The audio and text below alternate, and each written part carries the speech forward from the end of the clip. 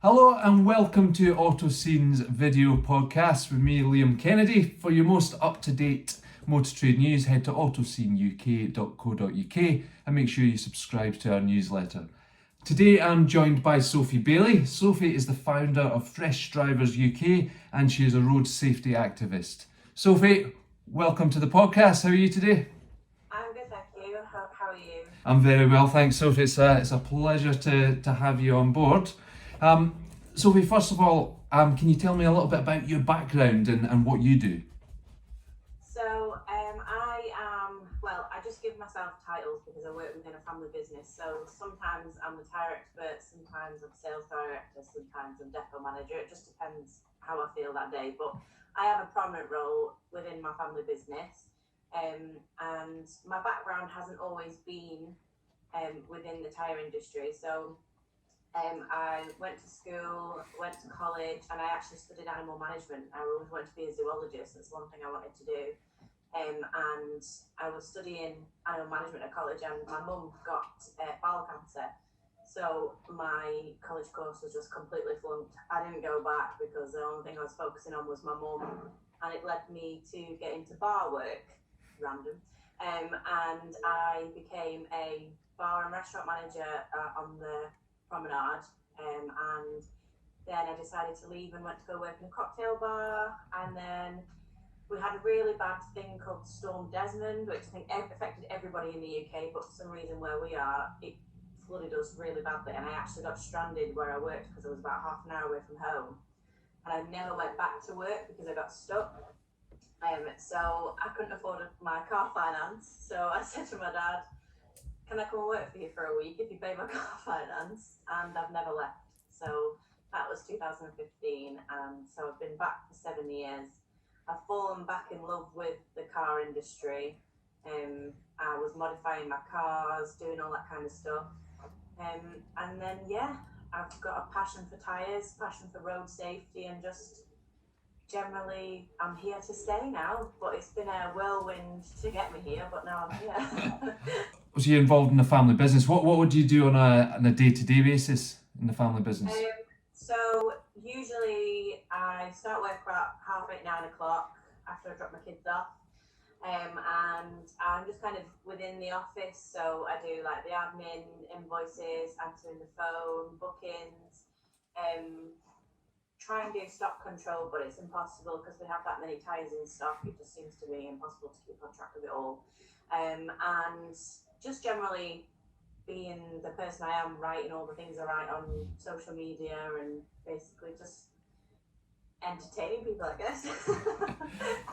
It's been a tough few years for everybody during the pandemic. How did the family business cope with the pandemic, and how have you recovered from that? It was quite difficult for us within the pandemic because we just opened our service centre. So we have a main depot where we do like the tyres and trackings and brakes, and we were doing a lot of mechanical work in there as well. And my dad decided that he wanted to take on another unit, so there's like 3 units together, this third unit, and turn it into a service centre. But the day we opened the service centre was the day we went into full lockdown.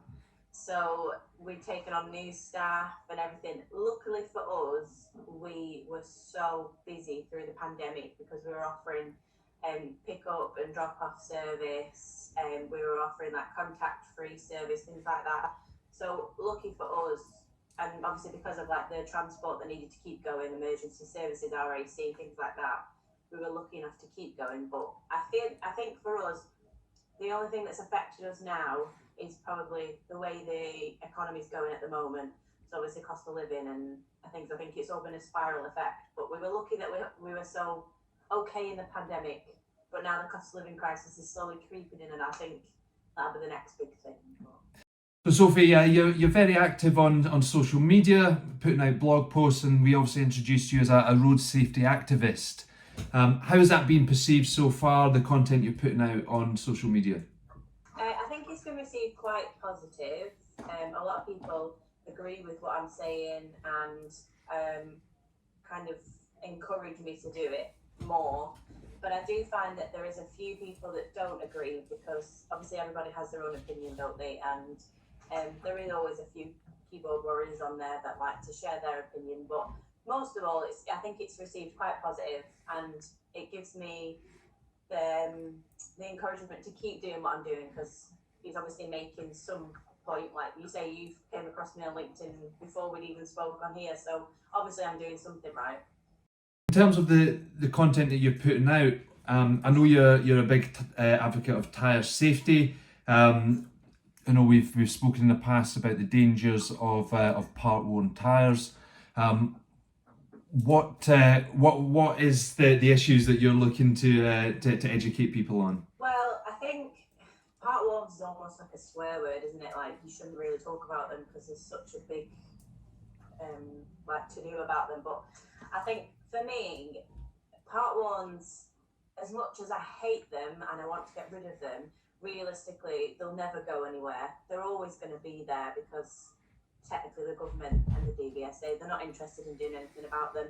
So I guess for me it's just raising awareness on the illegally sold part worn. So the part worn tyres that aren't pressure tested, that aren't correctly marked part worn, and that are sold with defects, that are sold with hidden issues that could cause problems later on for the customer that's bought them. And it's also the fact that people think that they're saving money with part worns. Sometimes I get it, you can buy a decent part worn that's got 7 mil on it, that has maybe come off a car that was crashed into and it didn't do many miles. Okay, fair enough, that's got 7 mil on it. But the minimum tread depth requirement for a part worn tyre is 2 mils, which 2 millimeters is like nothing. Your braking distance is dramatically reduced, and it's just not, it isn't saving you any money because you're buying a tyre that's got 4 mils of usable tread for say £30 when you could buy a brand new tyre for say £60, the same size. There's just trying to educate the right things about part worns, so how to stay safe with them, if you have to buy them, where to buy them from, what to look for, and just to basically to try and keep people safe, because I don't want somebody to buy an illegal part worn tyre and end up in an accident because it had a defect that they didn't know about. How's your industry changed in recent years, from working in a tyre garage? What changes have you seen? I think I've seen a lot more DIY, do it yourself. There was more anyway, but I think the fact that there's a lot more accessibility to car parts like eBay, Amazon, you know, like people can just go into the general parts dealers and buy what they want for their car. And I think we see a lot of DIY that has been done on, say, their brakes, suspension, and they come to us for like their tracking. So obviously they've put, say, new track ends on or whatever. So they come to us and have the tracking done, but they fit them not right, or there was further issues there, so it's not actually fixed the problem. So I think for me, I'm seeing more of people taking it into their own hands rather than letting a garage diagnose it and price it and do the work. But I think that's because there's big issues with other garages that overprice, that take advantage, and I think it kind of puts a sour taste in customers' mouths, and they don't necessarily trust the right people. And I think that for us as an independent is hard because we do everything we can to do right by the customer and to, you know, provide them with the best service, provide them with the most honest advice. But I think because of some garages not doing that, I feel like it's quite difficult for us to say, no, we are being honest. This is us, you know, this is the truth. But yeah, it's hard. You're up against a lot of different things in the industry, Yeah. and I think everybody in the industry will understand what I'm trying to say. But that is one thing. It is the customer trust that you struggle with, and that's because other garages, other depots and things like that, they ruin it for the real trustworthy independents. And do you feel as an industry we should be doing more to get the trust of the customers? And what could we be doing? I think we could do more as an industry, and I think I wouldn't even know what to suggest we could do, to be honest, but I feel like there should be more of a consistency between, you know, like throughout all garages in the UK. There should be a set rule that we have to do, which is one of the things I'm trying to do with like Fresh Drivers UK, and that's to follow certain rules. So they have to be trustworthy, they have to educate, not judge because somebody doesn't have the correct knowledge, and not take advantage. And I feel like it should be something that all the garages in the whole of the UK stick to, because it probably would make more people more comfortable going to a garage, and it would probably reduce the DIY that we see people doing, and also reduce the risks of accidents on the road. It might encourage people to actually look after the vehicles more than leaving it till the very last minute and realising they've got 4-ball tyres, they've got no oil in the engine, and because they just didn't want to go and face going into a garage. I feel like there should be some kind of overall thing that all the garages in the UK should do, but I mean, trying to do that is probably impossible. Obviously, you touched that you're looking to do this with Fresh Drivers UK. Can you tell me a bit more about Fresh Drivers UK and why you set it up? So Fresh Drivers UK was an idea that I had in 2018, and I presented it at the Tyre Safety Conference. Little did I know that I actually had something growing inside my tummy, so I was pregnant, and it all got put on the back burner. So the throwback to, well, fast forward to now, I don't have much time on my hands, but the little time that I do, I've decided to bring Fresh Drivers back to life. And it is basically a new and young drivers motoring group. So it's there to keep our young and new drivers safe on the roads, and to basically try and reduce the statistics of fatalities and serious injuries within road traffic accidents.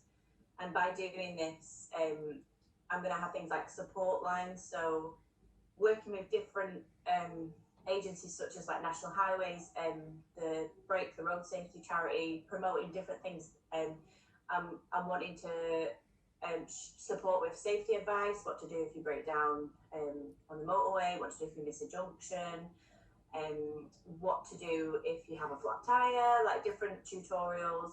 And then also offer advice. So if somebody was to go into a garage and they felt uncomfortable, it would be that they could contact us and say, I've got this issue with my car, but I don't know what to say to the garage I'm going to. Can you help me?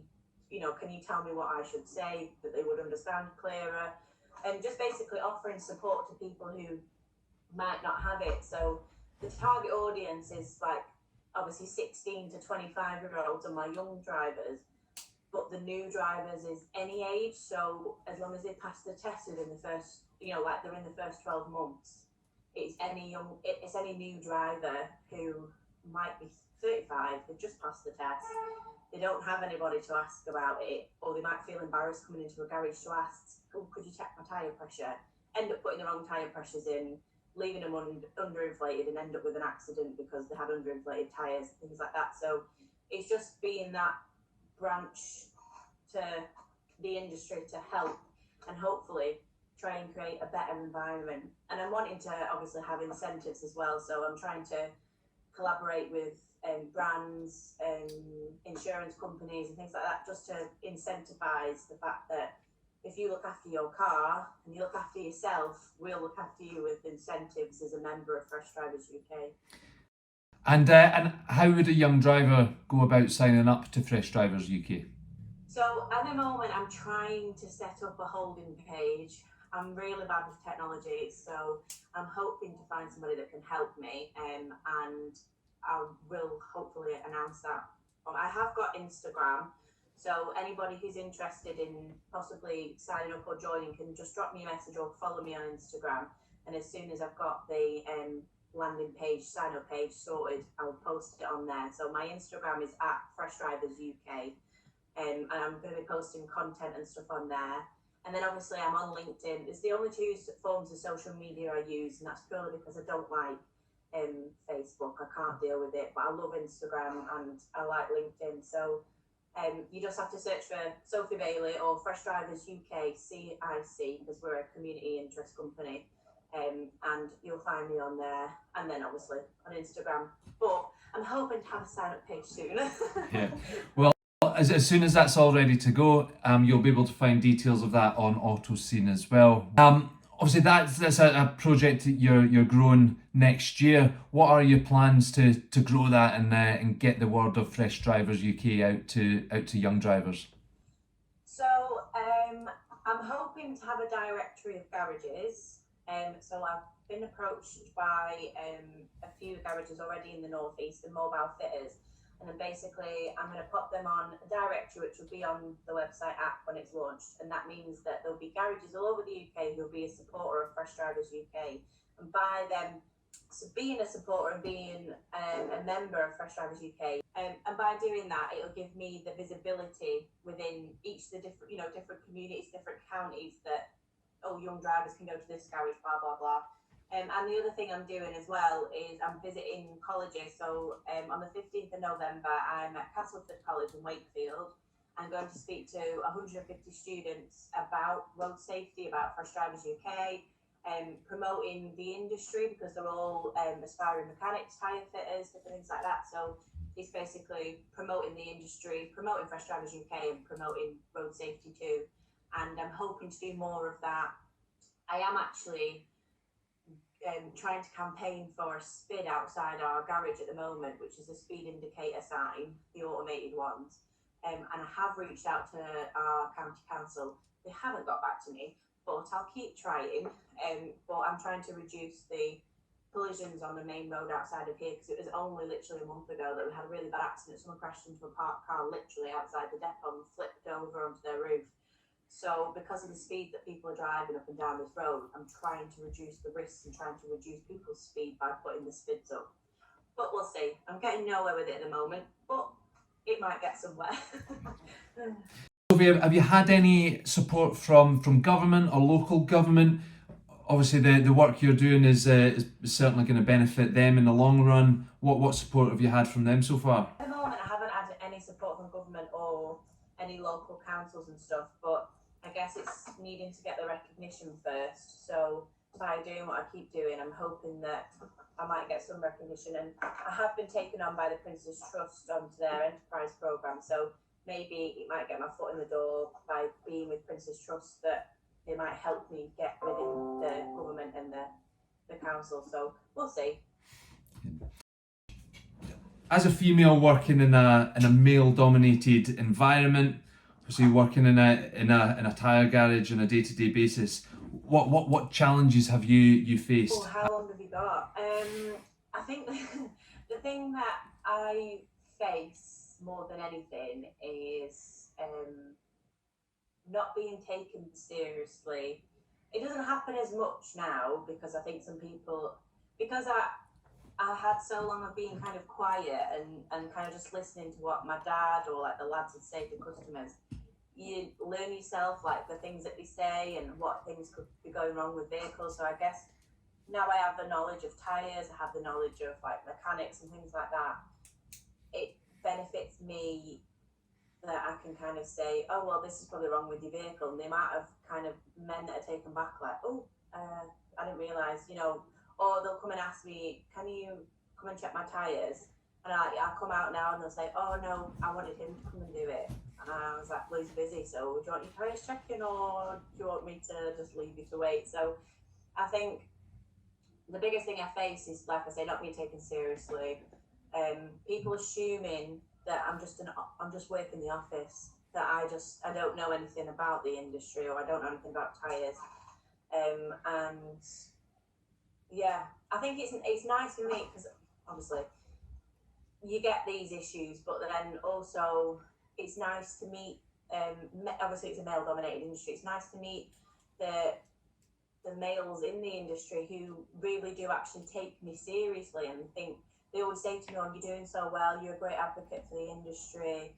I went to the NTDA conference a few weeks ago, and there's a gentleman there, and he said to me, "Oh, you're an influencer of the industry. You're doing amazing." And I said to him, "It really makes me feel good that you've said that, because to me, as a woman in the industry, to be classed as an influencer and to be an advocate for the industry makes me feel good, because, like I say, sometimes I don't get taken seriously, and sometimes I do. So, yeah, it's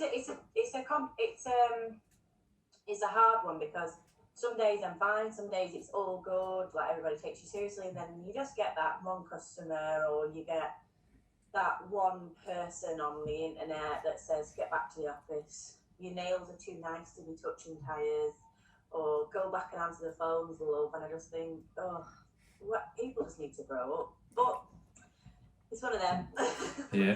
So just touching back on trust, Sophie, that we talked about earlier, do you find having a female face in the workshop helps gain trust, specifically with female customers that come in looking for advice? I think most of our customers that we have nowadays is probably 60% females to 40% males, which I think is amazing in this day and age, because it's, it just goes to show that more females do feel comfortable going to a garage and they are a bit more knowledgeable. So yeah, I think because there's obviously me, there's my sister, and then there's my mum as well, so we all work within the business and there's always one of us kind of milling around. So I guess for women coming in, it must be nice to see another female. And I think sometimes it's funny, like if my dad might be explaining to somebody that the car is like ready for scrap and there's nothing more they can do, you kind of see the panic in some women's faces as if to say, I don't know what he's talking about, or like, I don't really understand that. And they always look at me like, so then I'll end up talking to them and make them feel better. So I guess in that sense, yeah, having a female face within the company, it definitely does help, definitely. And what advice would you have to any young aspiring females looking to work in the motor industry? I'd say that any day that knocks you back, take it as a learning curve and get back up the next day and just keep going, because I have had so many kickbacks, I've had so many situations where I haven't been taken seriously, and each one has made me a lot tougher and has given me an attitude of, well, if you don't like me, then tough, because I'm here to stay. Don't ever feel like because you're in a male dominated industry that you should be pushed out and that you can't do it, because the percentage of women within automotive, within motorsport, is only increasing year by year. And I really think in, say, 10 years' time, there's going to be a lot more women in the industry. There's going to be a lot more CEOs who are women, and a lot more women who are the main faces of certain companies. So I just would say, any day that's a kickback, get back up the next day and keep going and doing what you're doing, because you are you and you can do what you want as long as you follow your dreams. And I'm sure you yourself, being very vocal on social media and being a road safety activist, will inspire a lot of people to get to where you are. I hope so. Fantastic. Sophie, thank you so much for joining us today. It's been a pleasure to speak to you. Thank you so much. Yeah, not a problem at all. Make sure you check out Fresh Drivers UK. We'll provide all the links within the bio of this video to Sophie's Instagram and to Fresh Drivers UK. Make sure you subscribe to AutoScene to receive a weekly newsletter, and join us next time. Thanks for watching.